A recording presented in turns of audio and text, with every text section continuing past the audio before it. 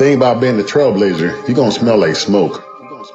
Going city to city, we turning corners. When you were trailblazers smelling like smoke, pay attention to their jokes. Success tried to warn us. Motivation, conversation, captivating the coach. Performing arts, it's the heart, so we gotta watch the road. All my dreams out of mind, out of sight. They standing on my left, cause they can't get right. You know what make them wonder every time I turn the corner.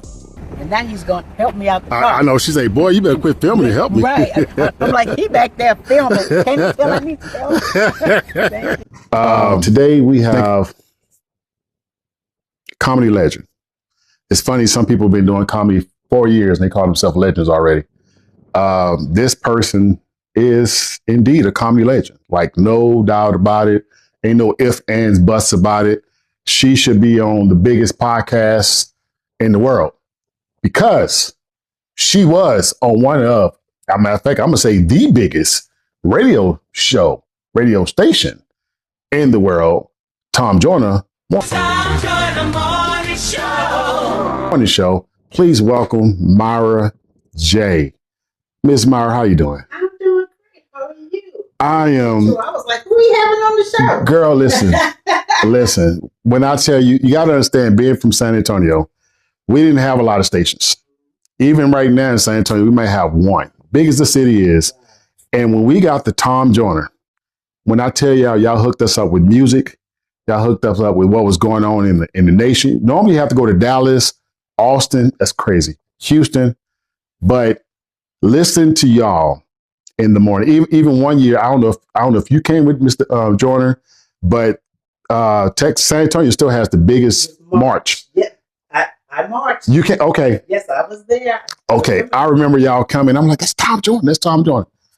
And I just wanted to tell you first and foremost, thank you for doing the podcast. I've been nervous all day. I've been up since 4 o'clock this morning. I couldn't sleep.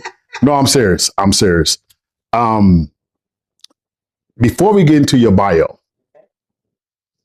I want to just explain to you where we met. So my friend Daryl Elwes, shout out Daryl Elwes, he is one of the greatest photographers I've ever seen. Not just in San Antonio, but that I've ever seen. He had been talking about the Tom Joyner family reunion. And I'm like, man, what's that? He said, man, you ought to come. It's a lot of us and doing this. And I'm like, man, I don't know nobody. He said, just go. I'm like, bro, I can't go. I don't know. No. Just go. So I went. And the first year I went, I was so nervous. I was just there, and you came around the corner, and I sent you a picture of that day. And I was like, yo, that's Myra J. And I said it in a way of like, maybe she don't know who she is. That's always funny to me when people come up to you and tell you your name. That's what I did. I said, do you know your Myra? You just started laughing at me. I said, what, boy? I said, can I get a picture? Yeah. And I was like, and it was early because remember y'all would do the Sky Show right in the front. And I got there early. I mean, I was like right behind y'all. J. Anthony Brown, which I got a story to tell you about him because he did something to me yesterday. And I was like, oh my God, this is Myra J. That's J. Anthony. Oh, and I'm just going crazy. That day, you were the first celebrity that I met up close. That day changed my life, whether you know it or not. I didn't realize how much it changed my life, but it changed my life in the way of very regular people. We keep trying to tell y'all, you won't listen. But regular cool people, because I met people who are not that cool. Yeah. Well, people be people. Okay, let's just go ahead and get started. Born out of Chicago. Yes, sir. Cook County, baby. And I always have to say, Cook County Hospital, not the jail.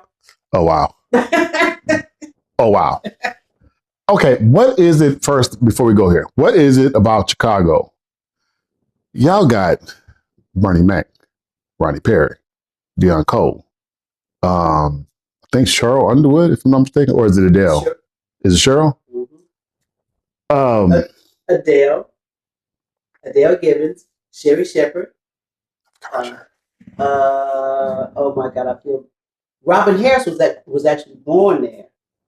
He grew up in Los Angeles, but From Chicago, yes. Red Fox?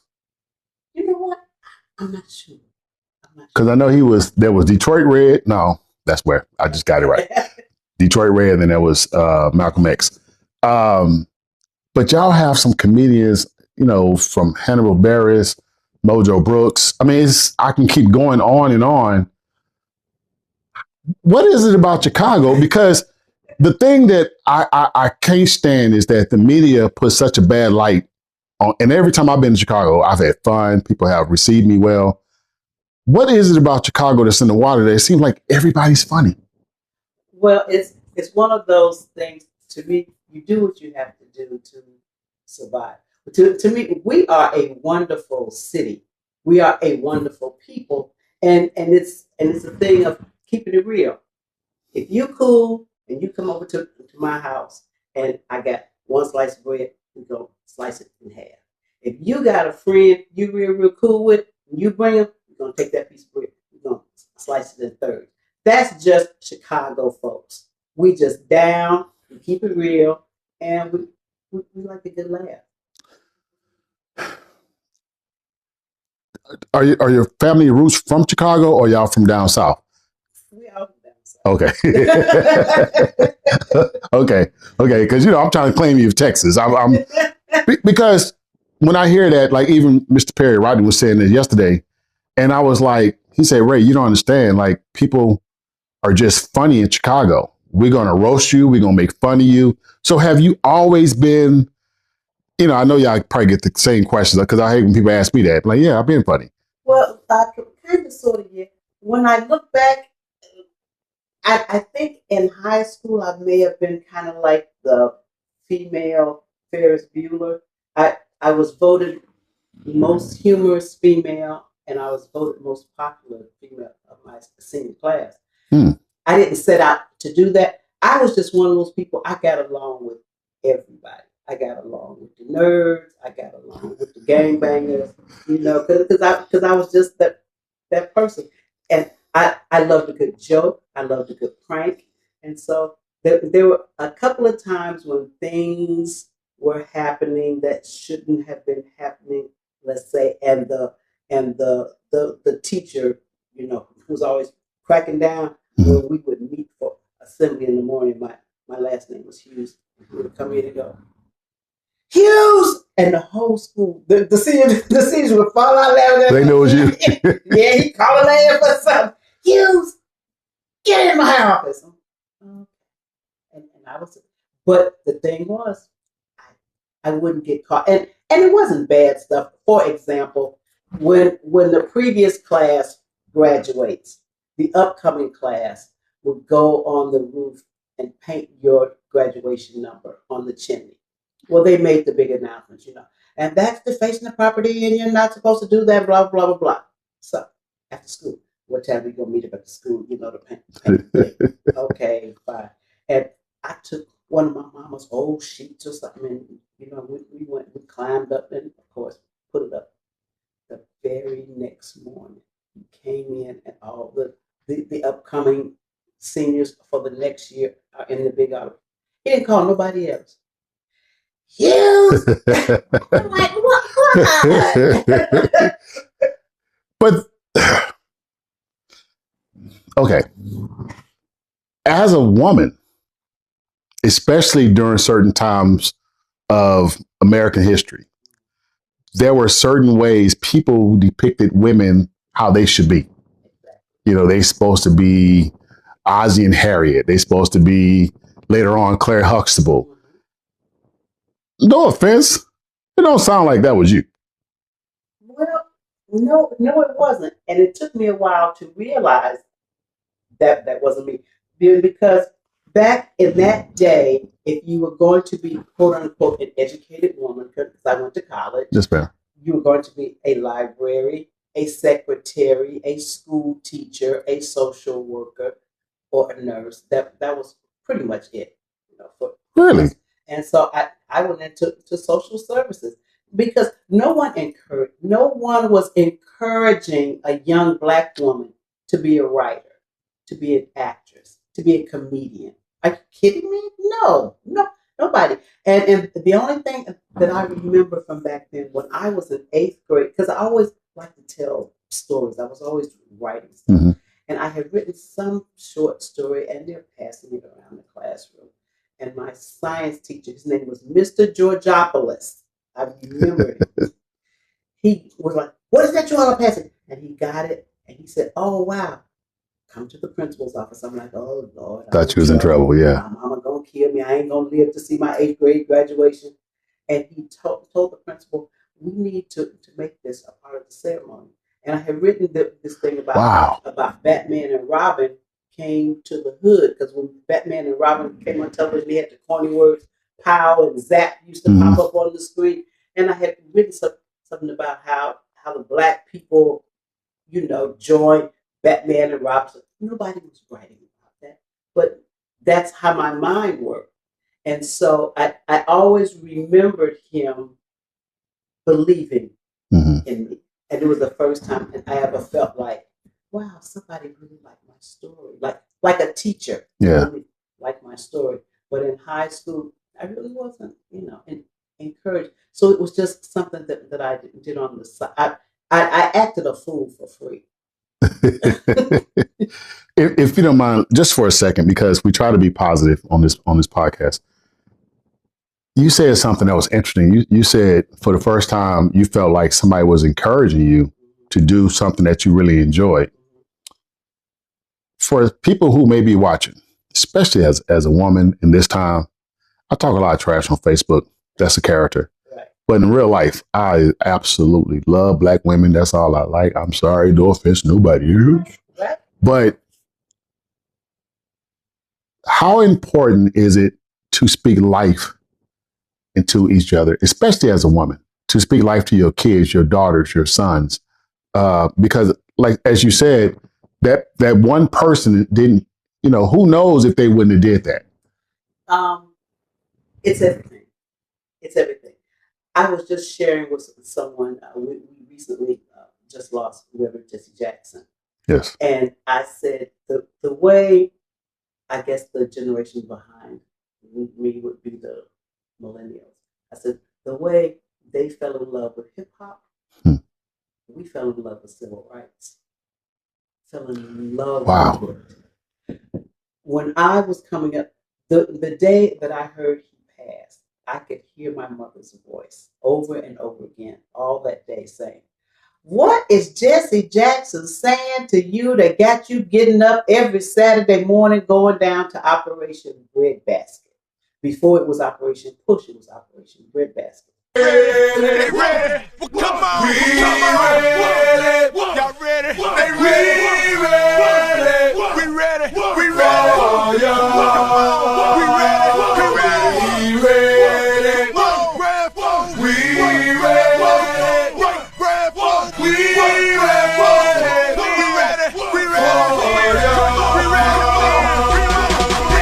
Question about who the best. They sing on later track and hard to come to do the rest. Step in the way, multiple. And on the south side of Chicago, Jesse Jackson would speak. And before I could leave the house, I had to do my chores. So I'm up before the break of dawn, dusting, vacuuming, washing clothes, whatever I had to do, because I was going down to hear Jesse Jackson speak every Saturday morning at Breadbasket. And for us, this was in the 60s. It was so empowering. We were black and proud. And that was before King passed away, or that was after? Do you remember? This was probably, if King died, I want to say 63 or 68. I get my dates confused. But probably right after. Okay. Yeah, shortly after. And so it was in our music. It was in our walk. It was in our talk. It was in our hairstyle. This is when we were changing our names and wearing African clothes. Come on, girl. And the whole thing. So it was so embedded and still is deep in my soul, Black pride. And I'm very, very supportive of Black people. And so that's why to me, to this day, I am still very encouraging of Black people. And like you said, this is no shade to nobody else. I love everybody. You be good to me, I'm gonna be great to you. House of never. I love black people. I absolutely freaking love us. Even when they piss me off. Right. Because there is some pissers out there. Yes. But yeah, I just love it. And I think it's very important for us to always remember that social media is a double-edged sword. I can see how many people have benefited from it. They've grown businesses, they've built careers, and there are so many others where I call it keyboard courage, where people can sit back from the other side of the world and just, say whatever. I will never argue with anybody on the internet, ever. I feel like it's just a waste of time. Yes, ma'am. Period. See, now you're speaking to me. Go ahead. Because you're right. You're right. Yes, ma'am. Because I'm like, why? I don't even know you. And obviously you don't know me. Or we wouldn't be talking like this. But anybody who wants to have an intelligent conversation about something worthwhile, fine. Come on, look. What they used to do back in the day.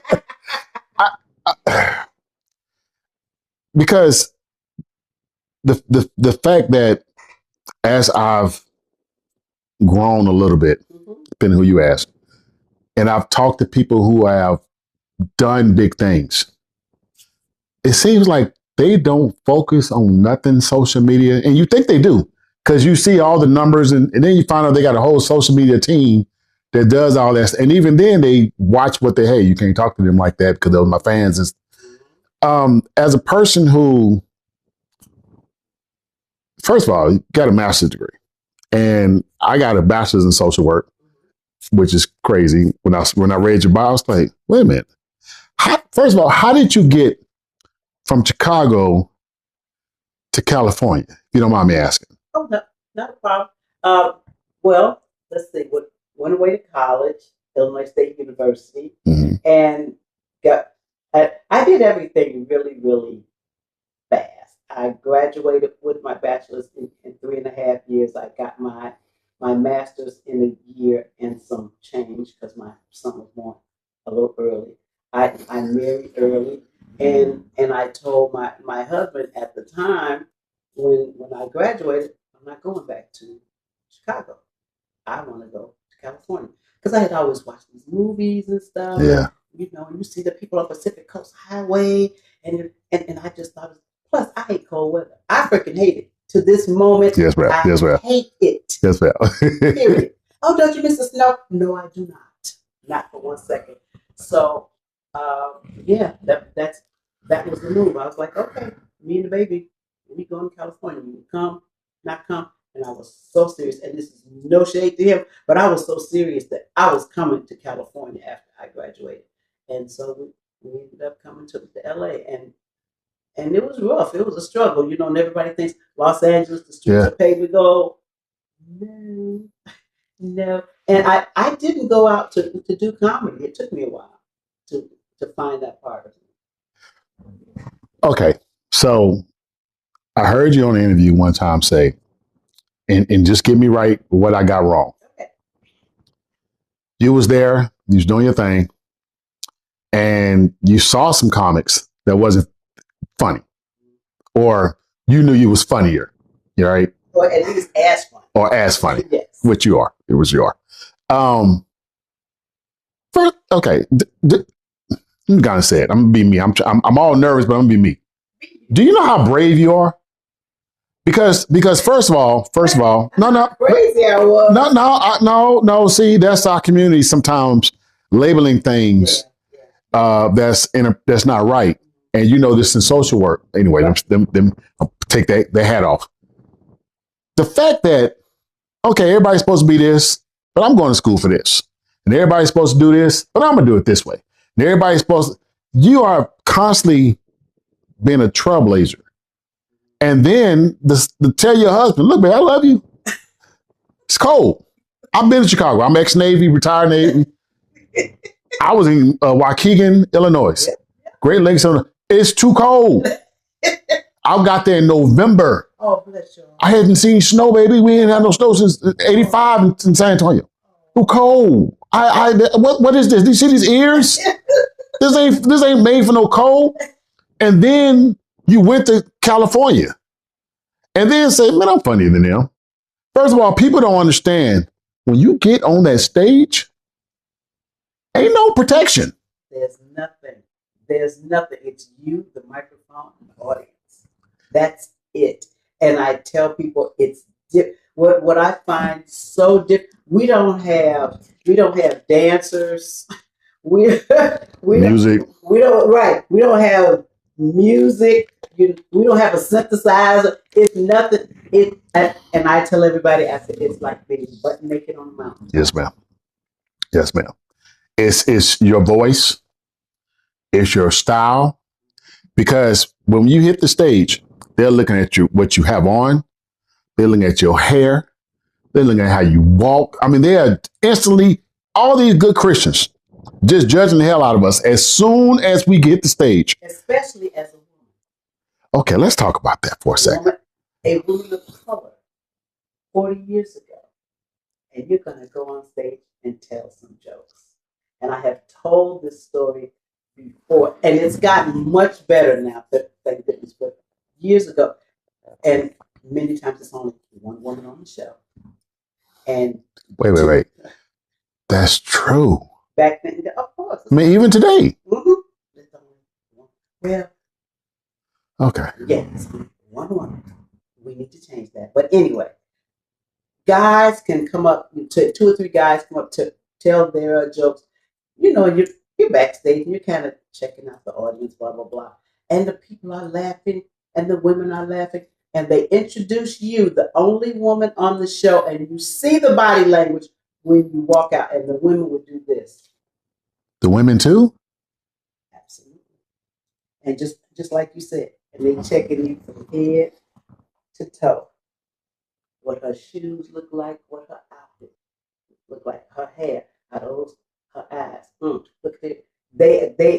They are judging you. And that's why I always felt like as a woman, I had to come out and I had to get them immediately, because I don't have time for you to kind of like, well, I guess she all right. No, come out with the funny, Myra. Come out with the funny. Let them know I'm here to do a job, and my job is to make you laugh. It doesn't matter if I have on an evening gown, if I got on a gym suit and some raggedy tennis shoes, my job is still the same. To make you laugh. Period. Oh, listen. And you was at one of the historic comedy clubs ever.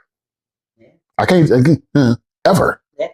Because when you hear people talk about it, I mean, they say Jordan would come through, Shaq. I mean, all these celebrities, and the late great Robin Harris. To my understanding, took you up under his wing. Mm-hmm. Please help me out with this. Mm-hmm. How we met. I have been doing comedy maybe a couple of years, and this was, I believe, probably the early '80s.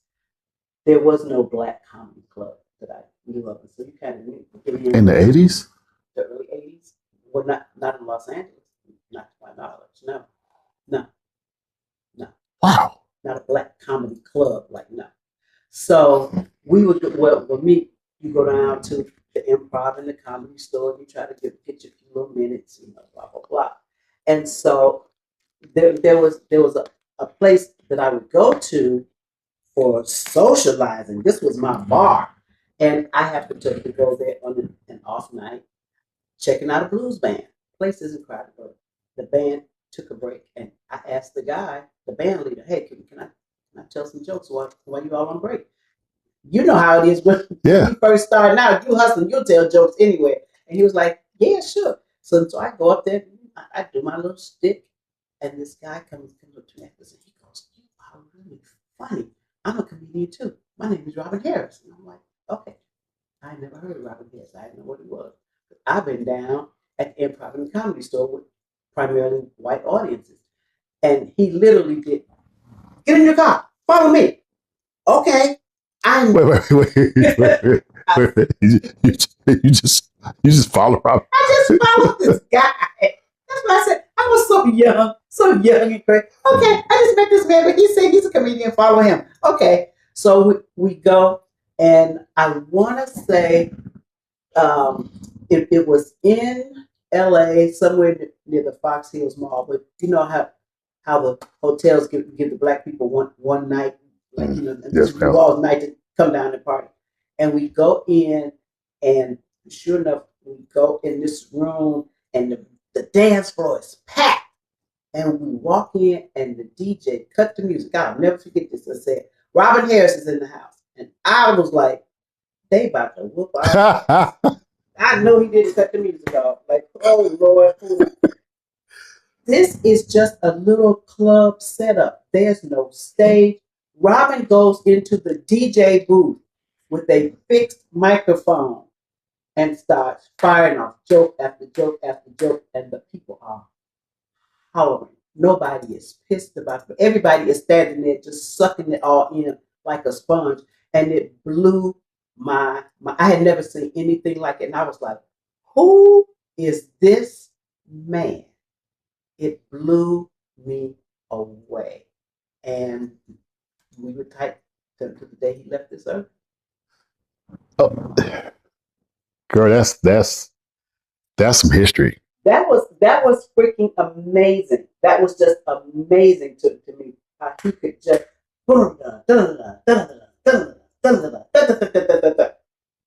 and just kill the room. He just slayed it. Okay.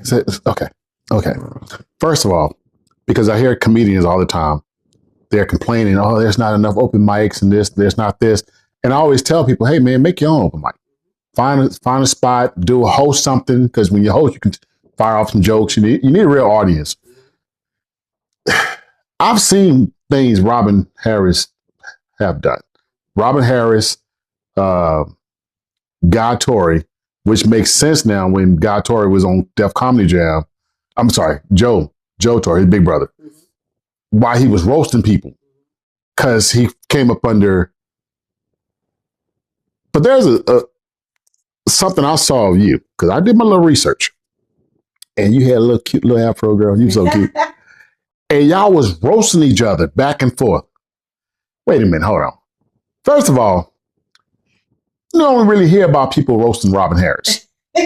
Second of all, I gotta say this, for that time, today is normal. You roasting probably one of the greatest roasters of all time. And you are, girl, you was on it. Well, here's the thing. That was Robin's idea. We used to call it Battle of the Sexes when Michael Williams opened the Comedy Act in Los Angeles, where we finally had a place to go, where black people could go. When you mentioned the celebrities coming out, yes, that was the place. The Comedy Act on Thursday night. I called it Robin's House. The show started at 8 o'clock. You couldn't get in at 8:30. They called the fire marshal. Are you serious? You couldn't get in. Could not get in. Period. You couldn't even stand against the wall. It was no more room. Period. And people would dress to the nines because they were coming out to the comedy show. And everybody from celebrities to janitors to cashiers, everybody came. It was when black people came on Thursday nights. And so therefore now the, let's say comedy elite from the Improv and the Comedy Store, if they wanted to see good comedy and good black comedy, they had to come to the Comedy Act on Thursday nights because that's where everybody was starting to come. But Robin was the host, and he said, and he was known for when you came in the door, he'd go spotlight, and everybody operated the spotlight. Martin Lawrence. What's up, independent artists? This is Legacy City, CEO of Street Legend Production, LLC. Radio station, TV network, earn your royalties, UPC code, ISRCs. Come and holler at us. Street Legend Production, LLC, home of the independent artists. The resume speaks for itself.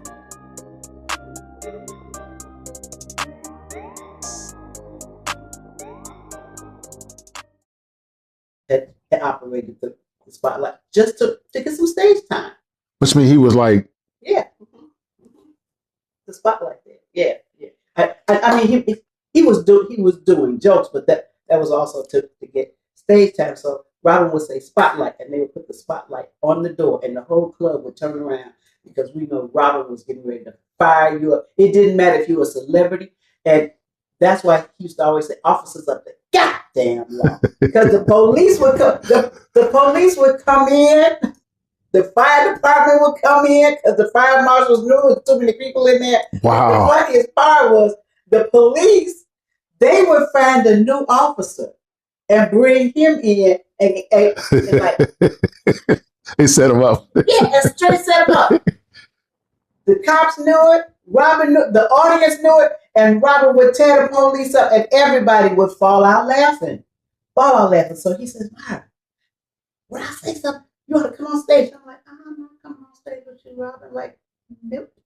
And one day I came in the club late, and like you said, I had the really, really, really short hair, and he said something about my afro, and I think I said, you up there looking like, I think I called him a raisin with eyes. Yes, ma'am. Yes, ma'am. That's what it was, because it was a very popular Raisinette commercial out at the time with the dancing raisins, and that's why it was so funny because raisins were really funny. So that particular night wasn't planned. No. And you wrote, girl? No, it was the first time when I did it, and then it went so well that I became, like a plant. And the funniest part was that we did it so many times. We kind of knew when I say this joke, he's gonna say this one, but then I can come back. But then we might switch up. We can see the twinkle in each other's eye, like, oh, you got some new shit. Oh yeah, It's on. That is so dope. Yeah. That is so dope. Yeah. It was a great time. It was a great time for Black comedy. And when I look back on it, what I loved about it, because people were so supportive. And I mean comedians with other comedians. Yeah. That was believe it or not, a long time ago. in a land far, far away, Black comedians actually supported one another and wanted each other to do well and just have a great show overall. Yeah. That's okay. It's okay. So looking at some of the videos, because I watched he messed up the Tories, Guy Tory's interview, and he talked about, I know it's a whole different theater, but he talked about when that went down, how that was. At this time, were big celebrities coming to see y'all? With Robin Harris? Yes, ma'am. Oh, heck yeah. Magic Johnson would come through. And this is the 80s. This when magic was magic. Yes. This had to be, I want to say, this was probably very early 90s. Okay. Yeah, late 80s. As you have figured out, I'm terrible with dates. Don't worry about it. Yeah, but yeah. But I remember Magic Johnson, Arsenio Hall, Eddie Murphy popped through, and just, Eddie Murphy popped through. Yes.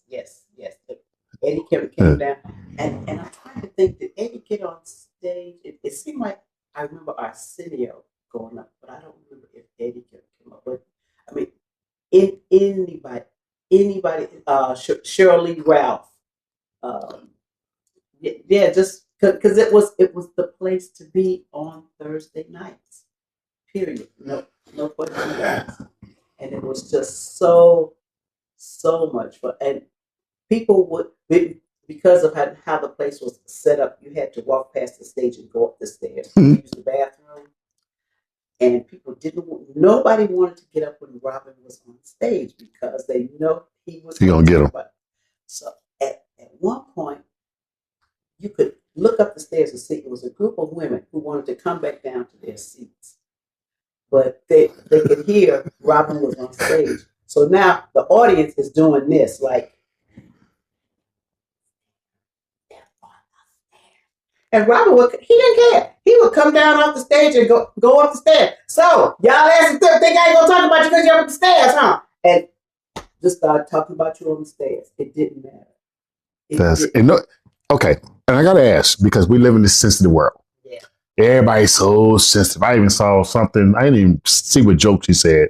They said they wanted to counsel some more because she said, I'm like, come on, y'all going too far. Yeah. At this time, you can kind of you could talk about everybody. Everybody and anybody. You know, so it was what it was. Yeah. Period. You know, coming up, because we had mama jokes. We had mama jokes. We played look, I remember in elementary school, and I mean second grade, we told mama jokes. Yes, ma'am. Period. Yes, ma'am. That's all there was to it. You talk about my mom, I talk about your mom, and then we go play. What? It was a joke. It's what we did. You know, I remember going to college and what's his name? Dolomite has signifying monkey. We said that like the Pledge of Allegiance. Yes, ma'am. Way down in the jungle deep. Way down in the jungle deep. Yeah. Badass last step on the signifying. Shut up, don't you? we just knew it, and so you know, I guess things evolve and times change, but we had some funny jokes. So when I truly got introduced to you, I didn't know who you were. Bébé's kids. Dorothea. Which is funny because I didn't know till recently Robin Harris wasn't even the voice. It was Robin had already passed. It was based on. Yeah. There she is. What did she say? She said, I recognize her by her Lee press-on toenails. Dorothea, the bitter ex. Yep. I've been married a couple of times. Yes. I get that. And my partner in crime was the wonderful stage actress Neil Carter. And yeah. How did that come about? Well, the Bébé's kids was already in the works. You know, Okay. Before Robin's tragic passing, and so I auditioned for the part, and to this day, there was never a part that I wanted more. I was like, I really, really, really want to be Dorothea. So I was very, very happy that I got that part. And Faison and I played off of each other very, very well. Very, very well. So that was fun. That was a whole lot of fun. That's dope. Especially as your friend. Yeah. And here's the thing, when we were actually reading, you know, doing the voiceover work, they had not finished the animation. So we're doing this to just stick figures on the wall. And so wow. when the actual movie came out, I'm seeing it for the first time, just like everybody else is seeing it. And I remember looking at the screen going, wait a minute. She light skinned with red hair and a big old booty and stuff. That don't even look like me. Oh, so you didn't know nothing. I mean, you said the script wasn't finished, but you hadn't seen none of the characters at all. No, not. I mean, that one, yes. Yeah, not the finished product. No, not at all. Not at all.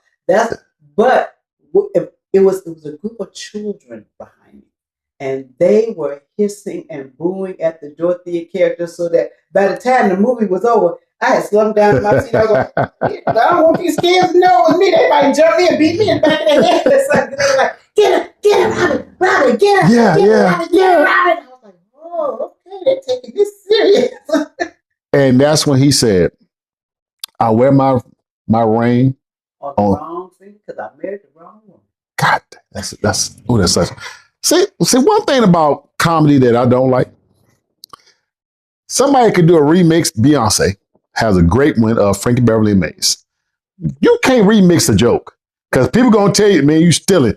But some of these jokes are so funny, it's because I've been married more than once. I'm sorry. I'm not good. I'm good at other stuff. Marriage, I'm a good boyfriend. That husband shit just don't work out for me. I mean, we gotta talk every day. Exactly. Like every damn shit. Oh, excuse me. I'm sorry. Excuse my language. I'm sorry. I'm sorry. I told myself don't cuss. This is Miss Myra J. Okay. Have you heard of me? Yes, ma'am. But I was still raised a certain way. And my mama, matter of fact, my mother heard me curse one time during comedy, and I was headlining. I said, "Mama, listen, I'm not opening. I'm not doing a church show tonight. I still want to come." I said, "Mama, I'm just letting you know." And of course, my mama, she gonna be front row.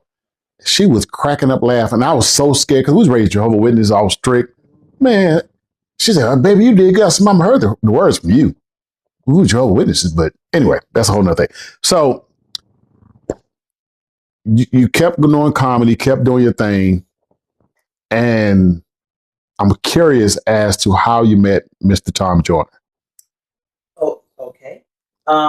Doing stand-up comedy, but by then I'm in Los Angeles, and there's a gentleman by the name of Brad Sanders, who's a comedian who does on the phone with Tyrone. That character, who gave you the daily update on the soap operas and stuff. So he used to. Okay, I like that. That's different. I like that. Oh yeah, he did the Young and the Restless for years. It was a very, very popular character on the radio. But anyway, he said that, and at that time, Tom was known as the Fly Jock, from Dallas to Chicago. And even though I'm in Los Angeles, I still knew about Tom because Chicago is my home.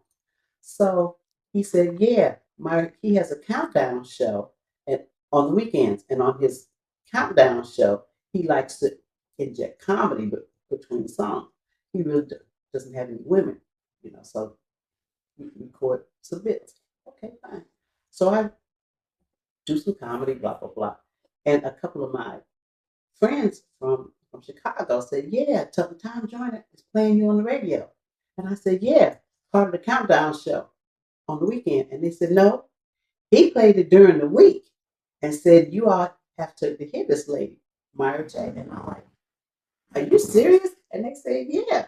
And so that I actually worked for Tom for a couple of years before I actually met Tom. That's crazy. Talk on the phone and send stuff in via fax machine.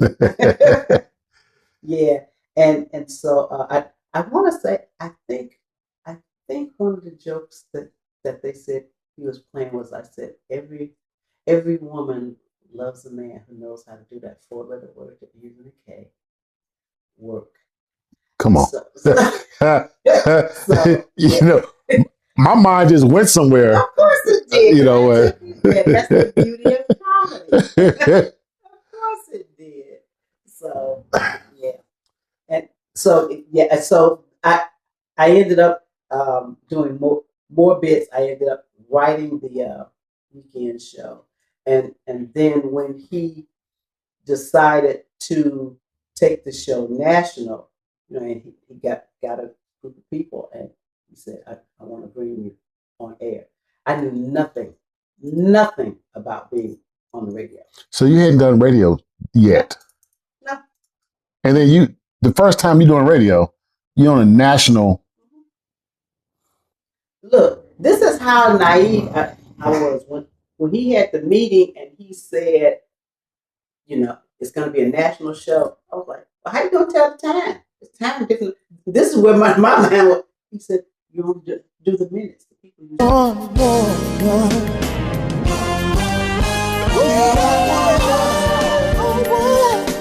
matter what we do, oh yeah, love will see us through, yeah. And that's the way it is. We are one,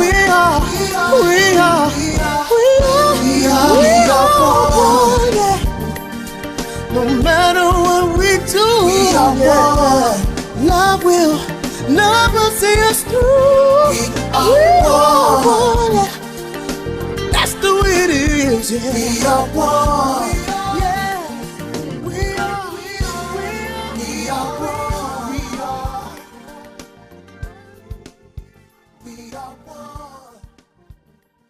know what hour it is. That's why he go 14 past the hour. He never say 2 o'clock. Right. Well, it's in the morning anyway, but still. Mm-hmm. Yeah. Girl, I learned, first of all, I'm so blessed. This little girl from the south side of Chicago who ended up doing stand-up comedy, radio, television, writing for television. And this was something I didn't even dream of doing, because for us that's all it was gonna be, was a dream. You know what I'm saying? Not a reality. but you put in the work also. Well, yeah. I mean, because someone told me the other day. He said, "Uncle, you're not a dream chaser anymore." I said, "Yes, I am." He said, "No, you're living your dream." I'm like, "No, I'm not." He said, "Do you know what you're doing?" And I'm saying, "Because it doesn't feel yet, but I'm enjoying what I do, like meeting you and different people and stuff like that. But you are constantly evolving. I mean, from this young girl in the 8th grade that the teacher takes your paper to screenwriting as a woman who's Black in LA. Now, I've heard stories about certain rooms, and we're not here to do any dirt on nobody. But the fact that you're able to do that not only shows your talent, but it shows that somebody's been looking out for you. Yeah. Somebody has really been looking out for you, but your spirit is so awesome. Let me just say this, because we live in a time where everybody's so negative, right? Everybody, there's like negativity sells, clickbait. Exactly. And some people even ask, why don't you get a co-host? Y'all need to do more hot topics. I'm like, I don't want to do that. Because long term, I don't think it lasts. How have you been able to do so many things by being a sweetheart in an industry that's known, I'm being honest, that's known for the casting couch, is known for these different parties, and we don't hear Myra J name on none of that stuff. No. Can I just say this? Look at this camera. Myra J is not in the Epstein files. Amen. Let me tell you something. It's so interesting to me years later, and as we grow and as we mature. I ain't mad at nobody. I am exactly what I am supposed to be. I am at peace. I have worked in an industry that has allowed me to feed my family, to take care of us. And like Jay said, we make people laugh and then they pay us. Yes. So it's yes. I don't compare myself to anyone, because bottom line, our careers, which is a wonderful thing. I love what I've done. But even still, that camera turns off, the mic goes off. Who are you then? Yes. Who are you then? And if I'm not happy with that person, then this means nothing. So I prefer being nice. I know that there are some people out there who would go, her? That's okay. Like I said, we evolved. And as we grow older and we know we are closer to the finish line than the starting line, I just want peace. And if we can tell some jokes along the way, that's the icing on top. It's coming from me. I've only been doing comedy about 15 years, and it's a lot of crazy people. Let me say that. And there are times when, like, My Name Can't Get Right did not come from the movie Life. Although as much as Eddie Murphy is my GOAT forever, it didn't come from it. It's come from me hitting people in the face. Just not proud of it, but it's just, I always say my mama named Candy, my dad named Charles. Those are names that fight. But to listen to people who has been doing it a long time and say, hey, you don't have to do it that way. sometimes it's best to maybe surround yourself with a different team or people. And it seems like in today's climate, it's almost impossible, but I know it's not. What advice, if you don't mind me asking, would you give to people today who think that you have to be the messy people, to be the ones that's always talking about, you try to build your career off of tearing somebody else down? Well, they haven't learned yet. The thing is, especially with the internet, and I understand that, you know, that's how people get their following now. Mm-hmm. I like the internet. I don't love the internet. Period. You have to love your village, and your village has to love you. And just because somebody is around you, that does not mean that they love you. All money is good money. We all know that. I have walked away from some money thing. Ain't no big $1 million deal, but I've walked away from gigs. Trust me, that money comes right back around. And it was money that I could feel comfortable with. It was money I could sleep with.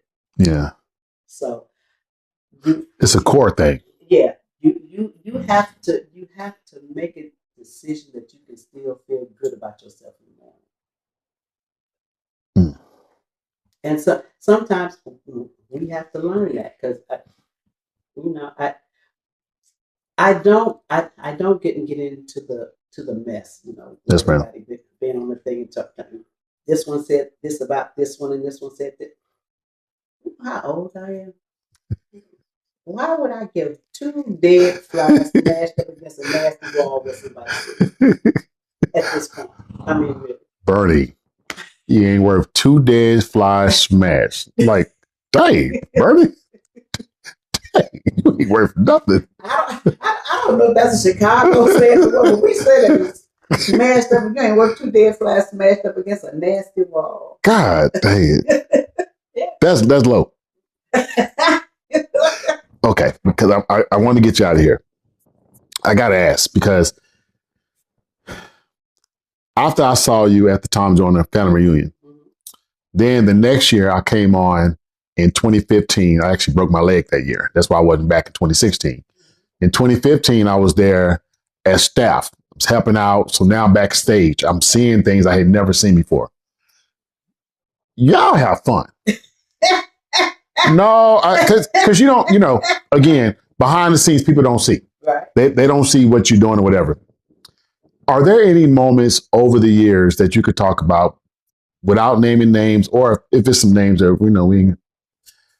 where it was a crazy moment at the, with Tom Joyner or with the crew, with the staff, maybe a guest that you can talk about that maybe you haven't really talked about it, or maybe you've talked about it before and somebody just needs to know? Okay. We've talked about, we've told this story many a time when one of our trips to South Africa, and we are broadcasting live from South Africa. And Tom Joyner went to South Africa? Yeah, we went twice. Oh, wow. Okay. Oh, yeah. I'm telling you, girl, Santa, we ain't getting nothing until years later. Wait. Go ahead, I'm sorry. And we broadcast live. The first time, the Bureau of South African Tourism brought us over to encourage Black Americans to come to South Africa. So yeah, we're over there, and everything is laid out. And his father, Papa Joyner, Hercules Joyner, was there. He's videotaping, and we're in a room, and Tom is live on the air, and we're all sitting there, and his father.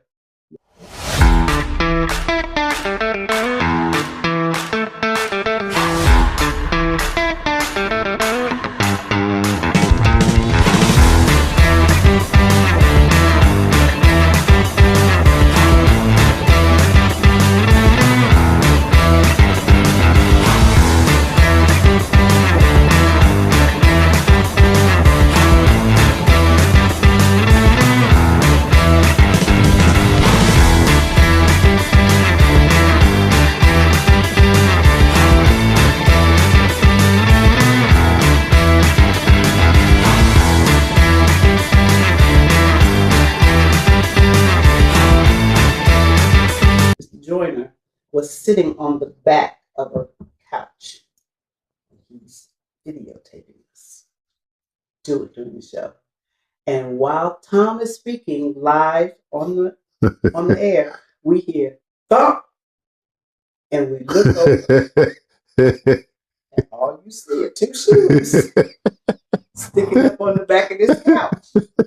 Well, the security guy, he runs over and grabs him, and we can see, he's okay. But y'all still go. We are live on the air, so Tom is looking around. He sees that his father is okay. He keeps talking. Y'all talking. So I want to say, I think Jay was the first person to kind of get the signal, like, yeah. Then George was like, George Wallace. mm-hmm. Okay. So he's dipping out, and then the break comes. Can I go? And we all go. Nobody said a word about it. And the next day, when we go to broadcast, before the show started, I was like, y'all ain't shit. I know y'all was in the hallway and laughed about my daddy falling off that couch. And he was right. We were in the hallway going, did you see Tom Joyner fall off the couch? What y'all? We knew we had to hold it together. We knew we had to hold it together. All of a sudden, everybody got to go to the bathroom. Everybody had to go to the bathroom. I know y'all was in the hallway laughing. And we were dying laughing. Yeah. That's crazy. Yeah. I often say, I said, Bébé's kids grew up and went on the Tom Joyner Morning Show. I said, that's what happened. Wow. That first of all, thank you for the story. Mm-hmm. But the fact that y'all have to keep it together, because you're still being professional. Yeah. And then Mr. Joyner is probably like, he probably wanted to laugh too. I'm sure he laughed later on because, his daddy was all right. Right. But it's nothing like a slip and fall. Look, I am one of the clumsiest people. I slip and fall all the time. And I tell people, I said, I laugh when other people fall, and it's okay. I said, because I have fallen enough that I know I give people a great laugh. I fell one time. We were actually hosting the Essence Music Festival when Essence was at its peak and popping. So, the Superdome holds 80,000. I don't know how many people was in there, but it was packed. And we were on the stage, and Tom says, Myra, go out to the audience and find me somebody, because we're playing games. Yes, ma'am. With the audience between acts. And I got on this flaming orange cat suit, and I go sashaying. Well, as you know, going from bright lights on the stage down into the audience, it's dark. And he's saying, go in the back and get me somebody. They got these big cables between the aisles. No, I did not see. No, you didn't. Let me tell you something. I flipped over one of them cables. All I know, I can see myself on the big old jumbotron. First you can see me, and then you could totally gone. They got the camera on the stage now. All I could see was Jeremy Brown. Jeremy Brown is laid down. I know he was. Laughing so hard. But this was the funniest part to me. I'm okay. It's just funny. Okay, I failed. Before I can get up, the first person that get to me, it was a lady in the audience. She dropped her knee in my chest and said, stay down. Everybody saw that girl. You can sue. Stay down. No, she didn't. Yes, she did. Yes, she did. The woman was pinning me down. Our executive producer, I can hear him running up the aisle going, somebody get her shoe. Myra J lost her shoes. Somebody find her shoes. I'm laying on the ground with one heel on, a woman in my chest. My girl, don't you get up. Don't you get up, girl. You can sue. Yeah. See, to me, that kind of stuff is hilarious. It's just funny. I mean, you gotta laugh. You gotta laugh at it. Listen, I don't care what nobody say. I laugh at some of the most inappropriate things. I know I'm wrong. I used to get pinched in church all the time.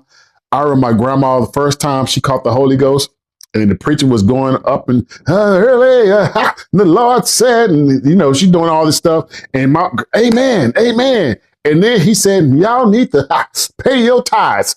The Holy Ghost just left my big mama. She just stopped. Well, sometimes we ain't got it. When I tell you I laughed so hard and got tore up in church, I'm like, it's her fault. Like some stuff you have to laugh. Now, being an old preacher, I used to preach back in the day when I was backslide. I ain't seen the men and women go up in that welcome where they're gonna do the welcome for the one, welcome once, welcome twice, that big hat, and that hat go one way and the wig go the other way. I have gotten in so much trouble over the years laughing at folks. Okay, help me out. I heard a story. I want to keep you. I heard a story. And I'm like, there's no way in the world that happened. Someone, matter of fact, you told this story on 85 South. Okay. J. Anthony Brown lost his mother. Know where you going. It's true. Because these are comedians. People don't understand we're different. And you have to be a friend to actually do this. Because just because we're comedians don't mean you can say this at my mama's funeral. I love me some candy. So you was there. What happened, girl? So yes, it's at the end of the thing you go and you give the family your sympathy. George Wallace was in front of me, and George approaches Jay, and Jay stands up, and they hug, and blah blah blah, and George bolts out the door, and I'm thinking, okay, George is feel his emotion. Let me go out to church and check on George, and I go into the parking lot, and I'm like, George, are you okay? And he says, did you hear what Jay said? And I said, no. He said, black motherfucker, you better come to my mama's funeral. And I said, I just came to make sure the bitch was dead. Now see? Wait a minute. This. You got to be my friend. No one else could understand that but the love of those two. You got to be. Because it's almost like, I love you too, man. Yeah. And this is what we do. And they laugh about it to this day. It's one of their funniest stories. They just fall out laughing. Now, I'm sure the other family members. That's what I was about to ask that. Because I got some ghetto cousins. Well, sorry, I wasn't supposed to say that on camera. But they know they're ghetto. Eddie, right? I don't know how they would have took that. Well, here's the thing. Sometimes my family would call up to the radio station because of something that they did. And you shouldn't let tell me where you are. It's very simple. I don't come down on your job complaining about anything. Preach, girl. This is my job. Preach. And this is what we do. I can handle anything that I feel is inappropriate. I don't need for you to be calling down to the radio station or writing letters or none of that. I'm okay. And if it offends you, okay, don't listen to the show. Because obviously you can handle your own. Duh. So no, don't call. Or some of the funniest things. You know how it is when we're telling a story with embellishing. Your cousin's on the line. It's important. You said it was Aunt so and so. That ain't who said it was Auntie. No, he didn't. While I'm on the air, I'm thinking, who that? Yeah, you get nervous. Yeah. Okay, so I don't feel so bad now. Because there's certain jokes I stopped telling. Okay. Yeah, there's certain things I stopped telling. I'll tell you after we get through. And family members like, oh, I don't like that. But the audience loved it. I'm like, if I can't be me, y'all just don't come. That's a dilemma that I had for the longest. Because I really don't want to offend anyone that I care for. I don't really care for even, with a rusty one for all I care. But my mother only came to see me one time, and it was in Chicago, and everybody's like, mama's gonna be in the audience.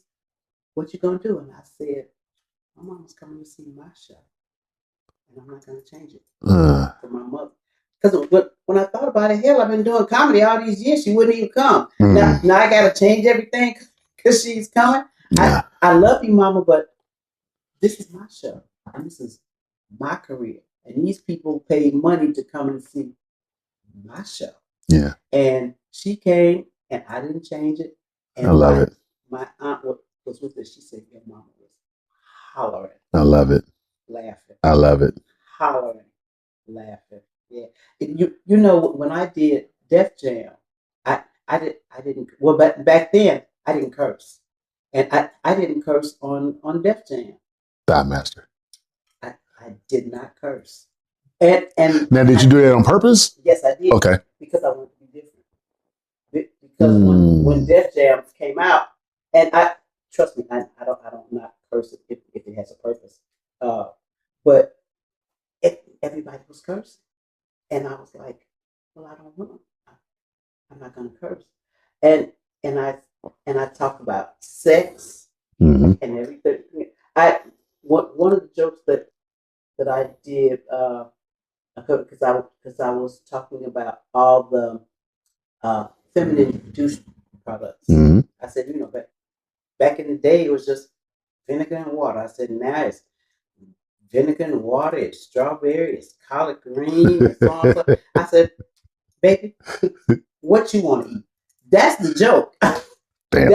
That's the joke there. Now, to me, I could have taken that joke to a very, very, very, let's say, graphic place. Yes, ma'am. But I say the audience's mind is much dirtier than anything that I could ever say. So to me, the creativity comes in when I say something else. Because everybody can say the D word and the P word, and to me, just me, that's not creative. But if I said, girl, he took his unit, honey, he took his jeweled unit.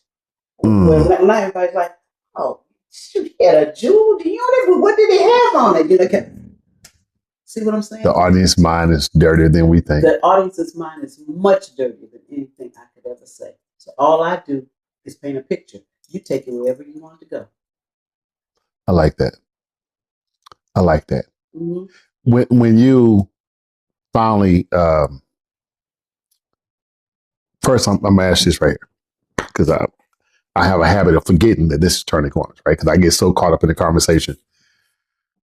Is there a moment in your life where you can say it was a turning corner moment, where you was like, maybe you wanted to quit comedy, or maybe being a single mother, which you need to bring back tips for the single mom.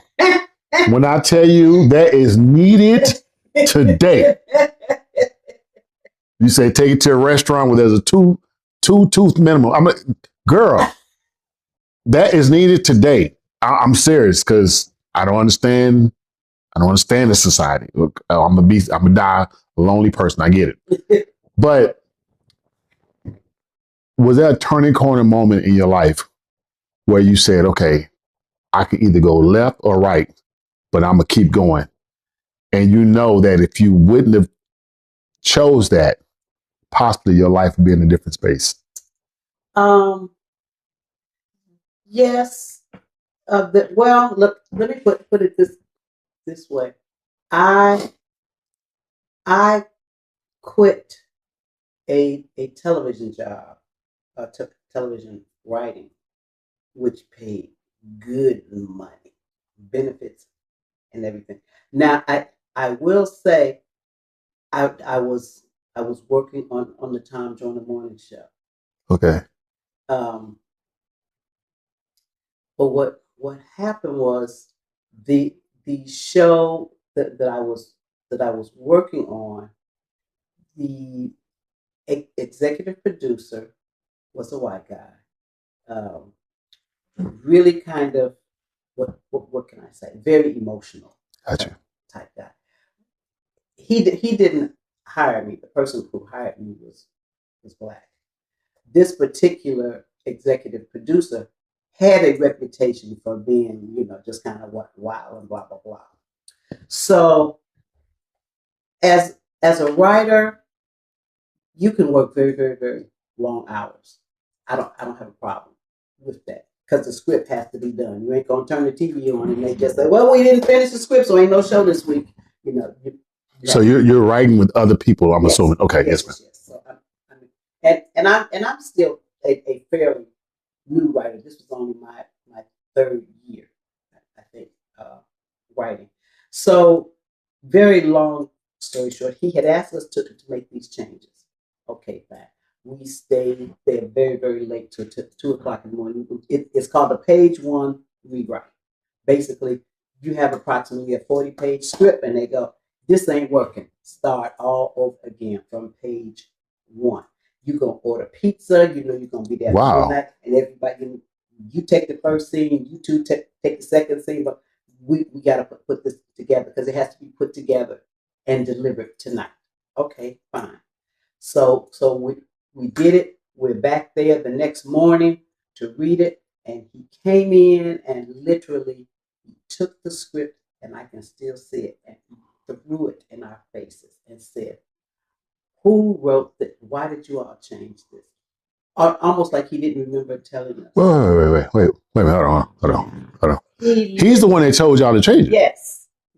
And everybody was just sitting there, kind of frozen, and me, especially then, if I'm quite well, I could feel the tears coming because I was just that angry.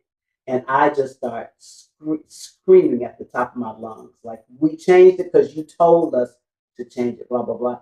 And I walked out of the room and called my agent and said, "I'm breaking my contract. I can't stay here. I cannot stay here, period." And gave my 2-week notice and left the show. And that was, but that's what I mean by all. And look, this is when I knew I had made the correct decision. This is the only time this has happened to me in my life. Like I said, I gave it 2-week notice. The next morning when I was driving into the show and I was coming off the exit on Melrose in Hollywood, literally I couldn't breathe. And I still had the wherewithal to drive myself to Cedars-Sinai Hospital. I pulled up to the valet, jumping out the car, leaving the key here. You park it. I went into emergency still. They slapped me on the gurney, the EKG, blah, blah, blah. My doctor finally came in and said, "Myra, you're not having a heart attack. You're having an anxiety attack. Breathe. Breathe with me. Take deep breaths." Oh, man. And breathe. And I knew exactly what the deal was because I was on my way to work. And I was like, never again. Never again will I let anything have that much control over me. Yes, ma'am. And so, but I felt good because I'm like, well, I didn't turn in. I didn't even go to work that day. I called him like, I'll be in tomorrow. And here's the thing. And I sent myself a huge thing of flowers to greet me at the job the next day when I came in. Oh, I was kind of cool after that because I know. Yo, that's so dope. I'm leaving here. Yeah. That is so dope. And okay, because I've heard stories of people who stay in bad situations because of the money, because of the notoriety or what it might lead to down the road. But again, your core is saying, "No, I'm not, it's not worth it." Yep. And people are like, "How could you walk away from TV?" And apparently it wasn't for me. And that's okay. Something else was for me, but that particular lane at that time wasn't for me. So I got out of it. And you're okay with it? Hello? No, I mean, and I'm saying it as a matter of fact, because there are some people, and I've seen them. And that goes in anything, jobs, relationships, what Come on, girl, teach. Just, you're gonna be okay. Just breathe. What did my doctor say? He said, Myra, just breathe. And when I stopped panicking and listened to him, and I'm laying on the gurney with all this stuff, it was, oh, okay. So, oh, excuse me, excuse the interruption. Yeah. But you understand why I'm saying this, because we live in a society now where people will say this. I'm sorry, that's just, I've seen it, and I'm like, I'm uncomfortable in certain rooms because I walk into a room and I'm like, nah, this ain't it. And if the vibe ain't right, bounce. And they'll tell you, well, Ray, you got to do this, you got to rub elbows. I don't like fake people. I don't like people that I might have to beat up. I don't want to go to jail. I'm too old. Okay. You know, and my fear of jail, honestly, is getting beat up naked in the shower. So that keeps me out those rooms. Right. And here you are, someone who has walked from, this lane to radio to Robin Harris to, you didn't, girl. Well, here's the thing for me, and I had to learn this. Bottom line, I want to be happy. Preach, girl. Preach. You know, so many people, you know, they think that fame and fortune. Now, don't get me wrong. Sweet mama likes us some money. Well, not even the money. I like the things that money can do. Yes. Things that money can buy. Like that. But I love me even more. So if that means I got to do that to have that, that's okay, because I'm loving me right now. You know what?